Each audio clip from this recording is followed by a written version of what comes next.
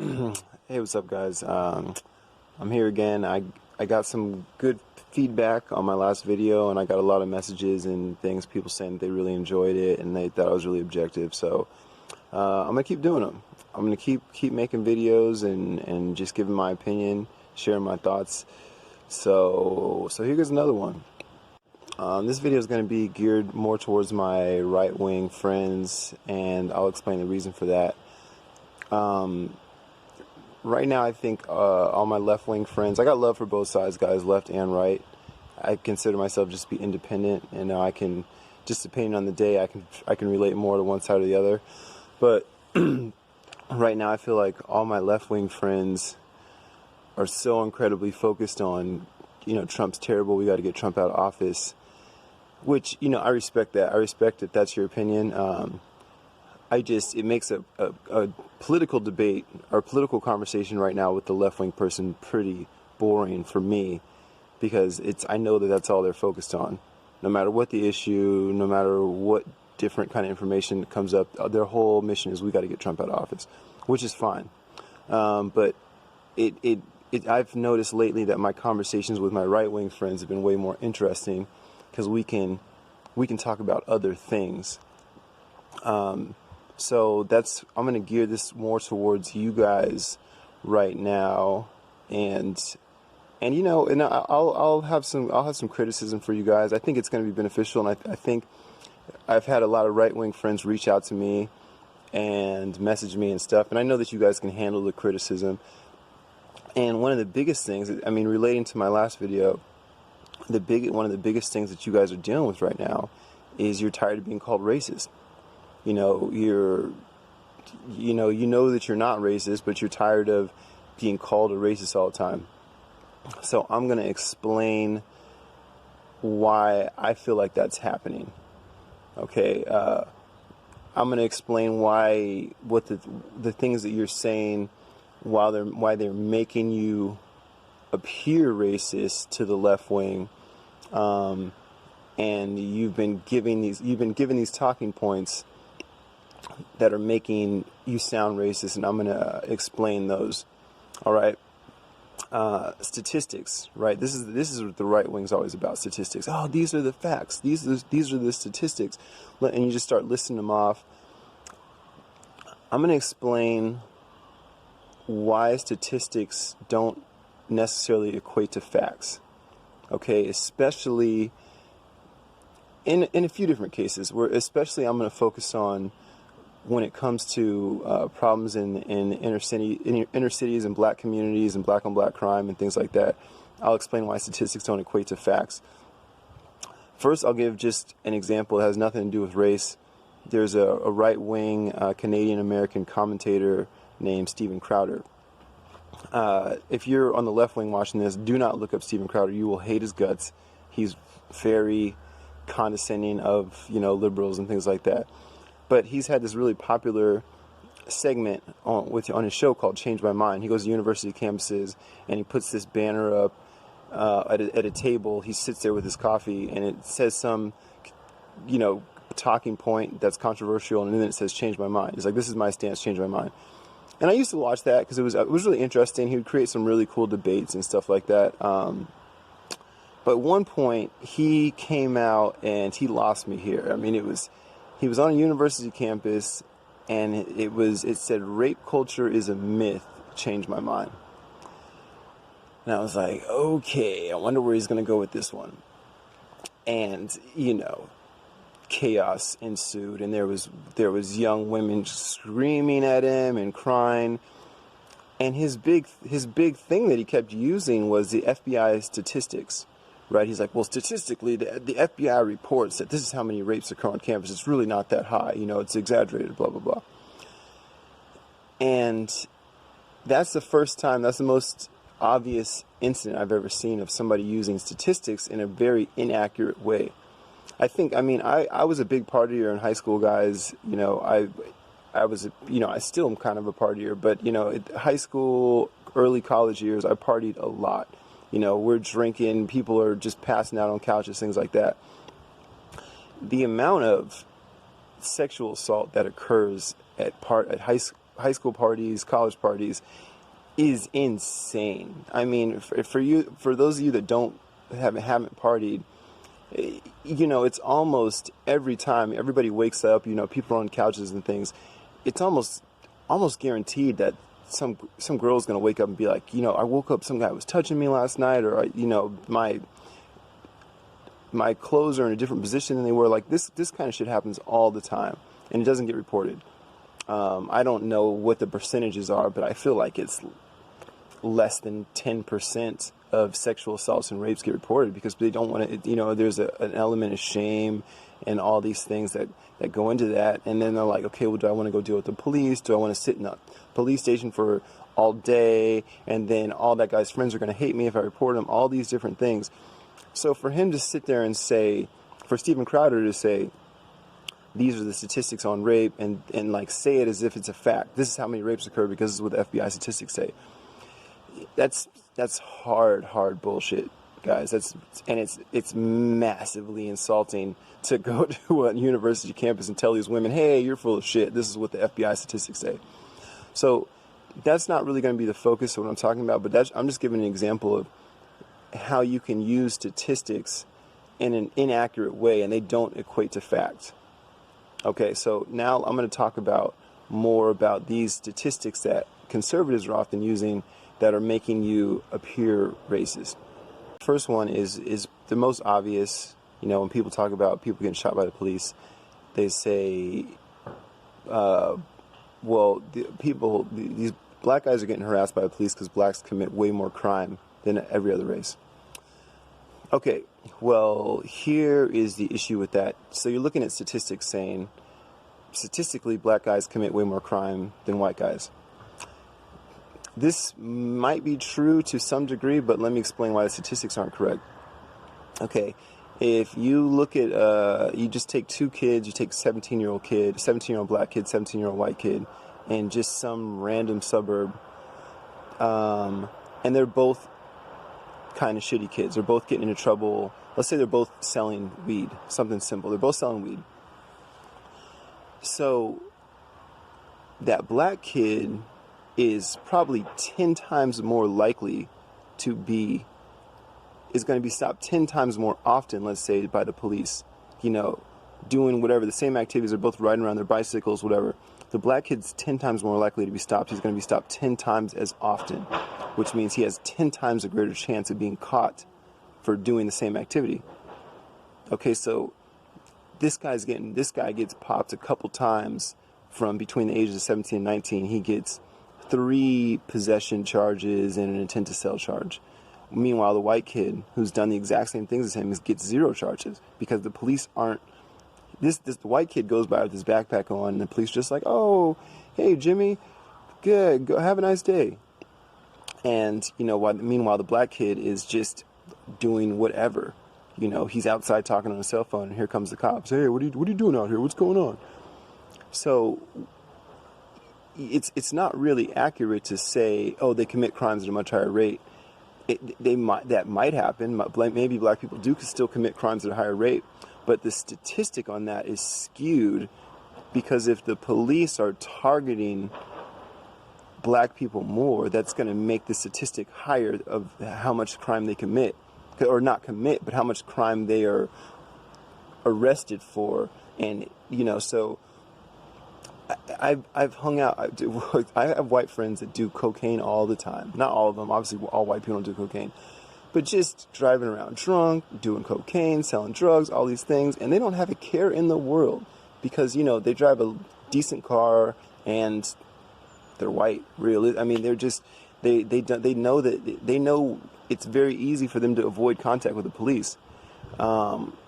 We don't have that same luxury. I used to work at a bar restaurant in Mesa, Arizona, and it's like a 10-minute bike ride for me to get home. But I would get off work sometimes at 2 or 3 o'clock in the morning. And guys, I'm not exaggerating this. I would not take major roads home because I got hassled by the police so much because I wear a backpack, had my work clothes in it.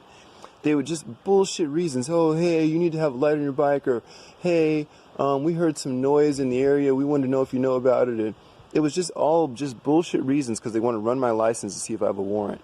They want to ask what's in my backpack. So I would cut through neighborhoods. I would stay off the major road just to not be harassed by the police. So this is an inaccurate statistic to just say blacks commit crime at a higher rate. So if you use that statistic, just make sure you look into it a little bit more first. All right. Here's another one I've heard, that my white conservative friends have told me. I'm complaining about the police and saying I'm afraid. I'm afraid that one day I'm going to get shot by the police. And they tell me, actually, that statistically you have a much higher chance of being shot by a black guy than you do by a police officer. Okay, I understand why you say that. Statistically, that is true, but let me tell you why that doesn't even apply to me at all. Okay, those statistics that show all this black on black crime, the black on black crime is in very concentrated regions of the United States. I mean, I can count the regions where 99.9% of black on black crime is happening by one hand. Okay, you have like West Philadelphia, born and raised. No, I'm just kidding. West Philadelphia, you have Southside Chicago, and then you have parts of like Baltimore, DC. You have these little pockets where there's massive quantities of black on black crime, and we all know that the majority of African Americans there's high concentrations of African Americans in these inner city communities, right? So obviously when people they're impoverished, all these different things. So there's all kinds of different factors of why those areas are so crime ridden. But when you paint a whole blanket picture across the whole nation, and you tell a person like me who grew up in the suburbs, who's literally never experienced any black on black crime. I've never been in a fight in my whole life. I've never had a black person aggressively get in my face or pull a gun on me or anything. I grew up in Mesa and Chandler, Arizona. So when I'm talking about my fear of the police and you tell me, well, you have a higher chance of being shot by a black guy, like that's actually entirely inaccurate. It's kind of stupid. I've had, I don't even know how many incidents with the police, guys. I don't know how many times I've had police officers draw guns on me with their finger on the trigger. And I don't know if they're going to slip and that's going to go off. Okay?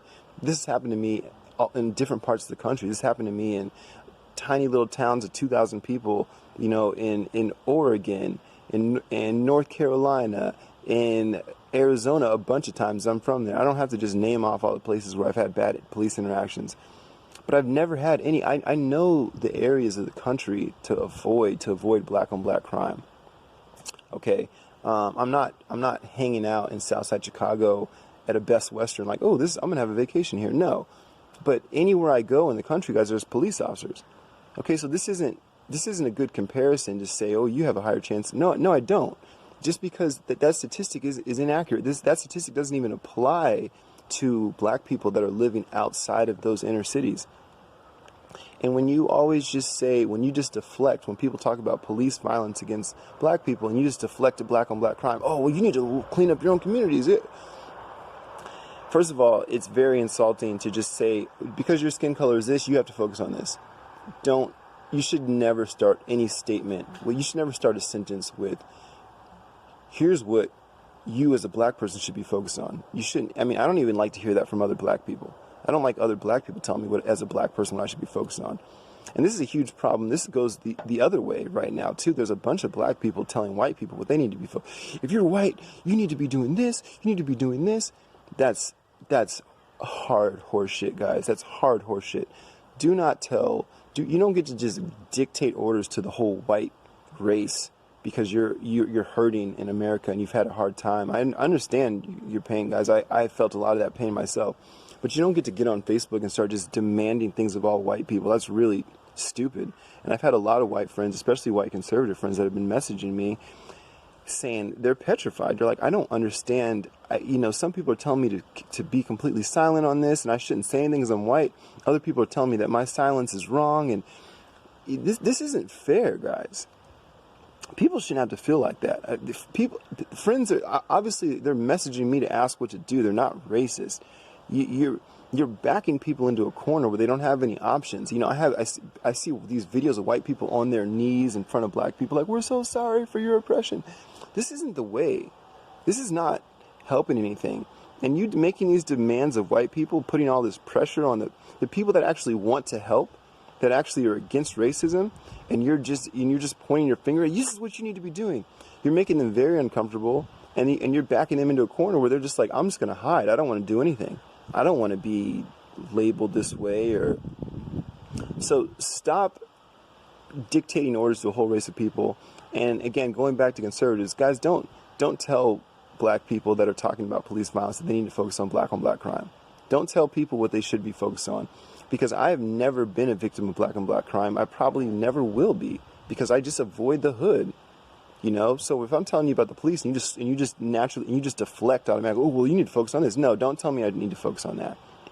Another thing when it comes to black on black crime, guys, if a black dude rolls up on me and tries to have a problem, I could fight him. I mean, I might lose, but I could fight him. If he wants to shoot me, I could shoot him. We could have it out. I have a chance. If a police officer does that to me, I have to just stand there like a little bitch and take it. It's so massively, and they can surround me. They get in my face and just start insulting me, staring me right in the eye, and there's nothing I can do about it. If I lift a finger to defend myself, I'm going to jail or worse.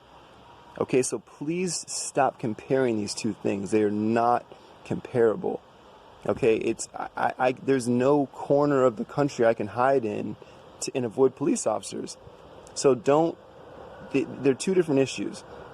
It would be the equivalent of if you're a white conservative talking about immigration, like, oh, we have immigration issues. And I said, you need to focus on the opioid problem. You need to focus on drug addiction. That's killing all these white people. Stop focusing on immigration. Focus on the drug problem. That's your biggest issue. They're two separate things. And I don't get to tell white people what you guys should be focused on. Okay, somebody can focus on this. Somebody can focus on that. I'm going to focus on the issues that are the most pertinent to me and that I see. So you don't get to tell me, oh, you as a black person need to focus on this. Okay, that's the other thing. That's one point. So I just want I don't think that was too harsh. I know that you conservatives, you guys got thick skin. I know you guys can handle it. And I know that you guys want this criticism. I know that you're tired of being called racist, and I've gotten so many messages from people. You guys want to have these conversations. You like constructive criticism, and right now the whole left is only just focused on Trump and getting Trump out of office, and they hate him. And yeah, so this is my message. Like, if you guys this again, I talked about the mainstream media. I went on and on about it last time.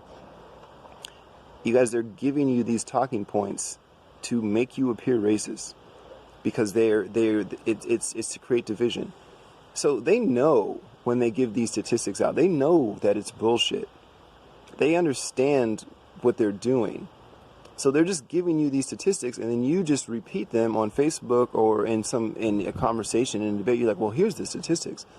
And I've politely, and I understand where that's coming from. I understand that you're not trying to be racist. I've educated some of my conservative friends on this, because this gets said to me plenty. It's kind of hurtful and insulting, but I also know I don't take offense, because I know that they're not trying to be offensive. So I just take it, with the grain of salt. I take it calmly, and then I just respond. But when I'm talking about my bad experiences with the police, and just a person just tells me, well, you have a higher chance of getting killed by a black guy, that's, it kind of pisses me off. But I calmly react and just let them know. So that's what's happening, guys. That's why you're appearing to be racist when you're not. The right wing is giving you these talking points. They're giving you these statistics, and then you're just repeating them. So you can look at statistics, but just look into the statistics. Just see, okay, well, why? Just investigate the statistics. Don't just look at the numbers and say, well, this is the way it is. This is a fact. I hate when I see conservatives making videos where, like, fact, black guys commit crime at a higher rate. Fact, you have a much higher chance of getting. Okay, look, it's not that simple. It's not just fact. It's this is what the statistics say. That's what you should be saying. And look into those statistics, guys, before you just get on the internet and just start going on and on about the statistics. Just look into them. Think about the different factors that might be causing those things. And maybe after you do your research, maybe you still decide to use that statistic. That's fine too. Okay, but just make sure you look into it. Just and have some compassion. Just because it's, even if it is statistically accurate, have some compassion. This video's going around right now of Candace Owens, the black conservative, whatever she is. I've liked some things that Candace Owens has said, but this last one that she made, where she's talking about George Floyd, I think it's really despicable. I've had a couple. No offense to I had a couple conservative friends send me that video. Hey, what do you think about this? And no offense to you guys, but she's making the point that black people and the left are glorifying people just because they've been killed by the police, and that they shouldn't be glorified if they weren't necessarily that great of people. I understand that point. I understand that there's much better black heroes that we have that are doing important things and accomplishing a lot and writing books and all these things. We should be focused on those people, not just people because they got shot by the police. But she is trashing George Floyd, just going into his criminal record with this disdain in her voice, basically just saying he's a piece of shit, going into his criminal record, talking about the details of all the crimes he's committed. And this is not the way. I don't care if that's factually accurate. This man is dead. Okay, this man was executed on television, or not on television, but it was videotaped and everybody saw it. And now you're just dragging his criminal record through the mud and all. I mean, this man has kids, and they might see that video. Okay, that's not the way. And that brings me just one last point. Just don't let the right wing let you when a person gets killed by the police, don't bring up their criminal record. Unless they are committing a crime right then at that moment. I have a criminal record, guys. I do. I'm just going to be honest. It's from a long time ago. I'm 35 years old. It happened stuff when I was 17 and I was 20. I don't think that's any. You've listened to me talk. A lot of you related to things I'm saying. So I don't think that's any reflection of who I am now. If anything, I've just learned from those mistakes, I'm not proud of it at all, but I've learned from it. So when you start to say things like, once a criminal, always a criminal, and you look at all these repeat offenders, you have a much higher chance, and you start just discrediting a person just because they have a criminal record, well, this is another trick used by the right wing to just divide us. You have these. I heard one of George Floyd's friends in a video. He's crying. It was the day after, and he's like, "My man had a bad past, and he was trying to clean up his life, and then this happened." Guys, is there no chance for redemption? Even if you commit a really terrible crime, let's say you killed somebody, let's say you raped somebody. If you get convicted of that crime, then you serve your time. Is there no chance for redemption? Because if that's the case, if you think there's no chance of getting your life together, then let's just execute those people. Once you commit a certain crime, let's just execute you and just get you out. Like, if you're not going to give the person another chance to redeem themselves. So, Candace Owens is bringing up this dude's she's bringing up crimes from 15 years ago and just look at what a piece of garbage he is. Don't do that. Okay? Just do not bring up a person's criminal history when they've been murdered. Okay? Like I said, if they're committing a crime that right then, if they get caught in the red-handed committing a crime, then let's talk about that crime they were committing. Let's talk about if the police had justification to shoot them. But don't drag out their past. Don't drag out their criminal record from before, because basically it's almost like you're saying, it's not a big deal this guy got killed. He kind of wasn't a good person or whatever. That's not cool. Okay, so these are just some things that I think could help you out, right-wingers, just to kind of either take those things out of your argument to some degree or modify your argument. You can use those statistics and this and that, but have some compassion, be a little bit more thoughtful. Don't just say, oh, because I have the stats, I have the facts, I can just say them and it's correct. Maybe even if you are correct, maybe you look like a dick. Okay, so just think it through, think of the other side, and that's it, guys. Do what you will, take it or leave it.